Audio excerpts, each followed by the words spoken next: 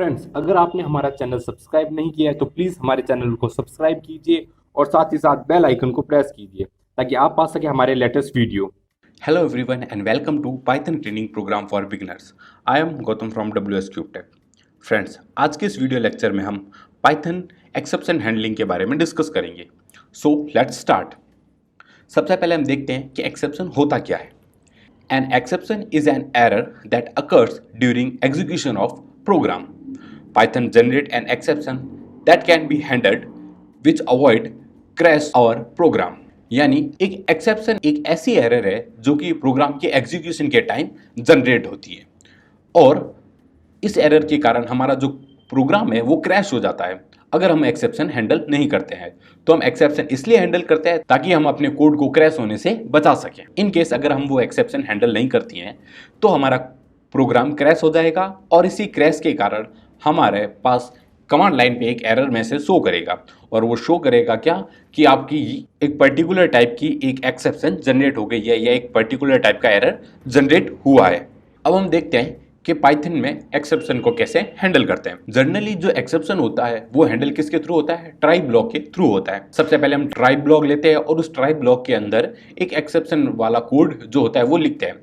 Then हम accept use करते हैं जो कि क्या करता है, उस पर्टिकुलर एक्सेप्शन को हैंडल करता है। देन हम लिखते हैं एल्स। एल्स का जो पार्ट है वो उसी टाइम एग्जीक्यूट होगा जब ट्राई ब्लॉक का कोड है वो एग्जीक्यूट हुआ है, अदरवाइज वो एल्स पार्ट का जो कोड है वो एग्जीक्यूट नहीं होगा। अब हम क्या देखते हैं कि ट्राई नाम का एक ब्लॉक है जिसके अंदर मलिशियस कोड रखा है। सपोज उसके अंदर एक एक्सेप्शन जनरेट हुई तो मैं क्या लिखूंगा, एक्सेप्शन, और यहाँ पे पहली जो एक्सेप्शन जनरेट हुई एक्सेप्ट, और उस यहाँ पे लिख दूंगा एक्सेप्शन जनरेट हुई है। देन मैं लिखूंगा एक्सेप्ट और जो दूसरी एक्सेप्शन जनरेट हुई है वो कोड लिख दूंगा जो कि एक्सेप्शन जनरेट होने पे मुझे शो करवानी है यूजर को। और देन मैं यहाँ लिख दूंगा एल्स और क्या लिख दूंगा, प्रिंट एंटर योर इनपुट, या एल्स का जो भी पार्ट होगा वो मैं यहाँ पे लिख दूंगा, एल्स की बॉडी का पार्ट का कोड लिख दूंगा। अब हम एक एग्जांपल लेते हैं। सपोज मैंने लिखा ट्राई और उसके अंदर एक मलिशियस कोड किया था मेरा 5 डिवाइडेड बाई 0। हमें पता है कि कोई भी नंबर 0 से डिवाइड होती है तो उसका आउटपुट क्या आएगा, इन्फिनिटी आएगा, और जो कि एक तरह की एक एक्सेप्शन होती है। देन मैंने यहाँ लिखा ट्राई और उसके अंदर लिखा div equals to 5 divided by 0 और प्रिंट क्या करवाया मैंने यहाँ पे, डिव। अब मुझे पता है यहाँ पे कौन सी एरर जनरेट हो रही है, अरिथमेटिक एरर जनरेट हो रही है। देन मैंने यहाँ पे लिखा एक्सेप्ट अरिथमेटिक एरर और एक्सेप्ट के ब्लॉक के अंदर लिखा मैंने print this is not possible, और एल्स के पार्ट में मैंने क्या लिखा, print please enter your code. अब हम क्या करते हैं, इसको आईडी पे परफॉर्म करवाते हैं। सबसे पहले मैंने ट्राई ब्लॉक बनाया, उसके अंदर लिखा मैंने div equal to 5 divided by 0 और यहाँ पे लिखा प्रिंट डिव।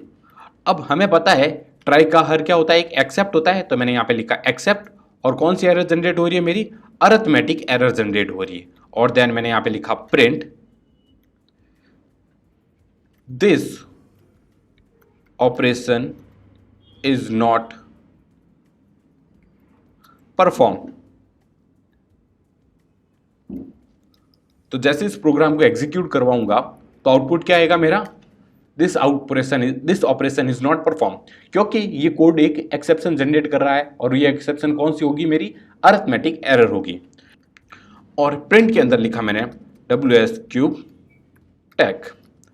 अब जैसे ही मैं इसको एग्जीक्यूट करवाऊंगा तो कौन सा ऑपरेशन परफॉर्म होगा मेरा, यहाँ पे एक्सेप्ट वाला कोड रन होगा, क्योंकि ये क्या कर रहा है, एक एरर जनरेट कर रहा है, तो इसलिए क्या होगा, एक्सेप्ट वाला पार्ट एग्जीक्यूट होगा। सपोज मैंने 5 डिवाइडेड बाई 1 लिखा तो अब क्या होगा, एक्सेप्ट वाला पार्ट जो है एग्जीक्यूट नहीं होगा और साथ ट्राई के साथ कौन सा एग्जीक्यूट होगा, प्रिंट स्टेटमेंट एग्जीक्यूट होगा एल्स पार्ट का। तो जैसे इसको एग्जीक्यूट करवाया तो सबसे पहले तो मेरा आउटपुट आ गया, देन एल्स का पार्ट एग्जीक्यूट हो गया और वो क्या था मेरा, WS क्यूब टेक। तो ये तो था मेरा ट्राई एक्सेप्ट और एल्स ब्लॉक। अब हम बात करते हैं एक्सेप्शन हैंडलिंग के नेक्स्ट ब्लॉक के बारे में जो कि है मेरा फाइनली ब्लॉक। अगर हम चाहते हैं कि चाहे मेरी एक्सेप्शन जनरेट हो या नहीं हो, बट एक ऐसा कोड है जो हमेशा एग्जीक्यूट होना चाहिए, उस कोड को हम किसके अंदर लिखते हैं, फाइनली ब्लॉक के अंदर लिखते हैं। यानी फाइनली ब्लॉक के अंदर वो कोड होगा जो कि हम एग्जीक्यूट करवाना चाहते हैं, चाहे मेरी एक्सेप्शन जनरेट हो और चाहे नहीं हो। फिर यहाँ पे लिखा हमने ट्राई, यहाँ पे आएगा मलिशियस कोड, और फाइनली में हम क्या लिख देंगे, code which we want to execute, which we want must execute. अब हम क्या करते हैं, फाइनली ब्लॉक का एक एग्जांपल लेते हैं। मैंने इसमें से क्या किया, ये एल्स था और यहाँ पे एक्सेप्शन जनरेट करवा दिया, और जो कि क्या था 0 के, सॉरी मैंने 5 डिवाइडेड बाई यहाँ 0 करवा दिया। अब मैं एक और ब्लॉक बनाता हूँ, फाइनली ब्लॉक, और उसके अंदर लिखता हूँ print this block is always execute. जैसे इस प्रोग्राम को रन करवाता हूं तो आउटपुट में क्या है मेरा, this operation is not perform and this block is always perform. This operation is not perform यानी ये कौन सा हो गया, एक्सेप्ट वाला ब्लॉक हो गया, और this block will always execute, और ये किसका हो गया, फाइनली ब्लॉक का हो गया। तो हमने प्रैक्टिकल सेक्शन में देखा था कि जो फाइनली ब्लॉक होता है वो हमेशा एग्जीक्यूट होगा, चाहे मेरी एक्सेप्शन जनरेट हो रही है या नहीं हो रही है। Thank you so much guys for watching this video. अगर ये वीडियो आपको अच्छा लगा है तो please like, comment and share, और साथ ही साथ अगर आपके पास कोई क्वेरी है तो आप हमें कमेंट सेक्शन में बता सकते हैं।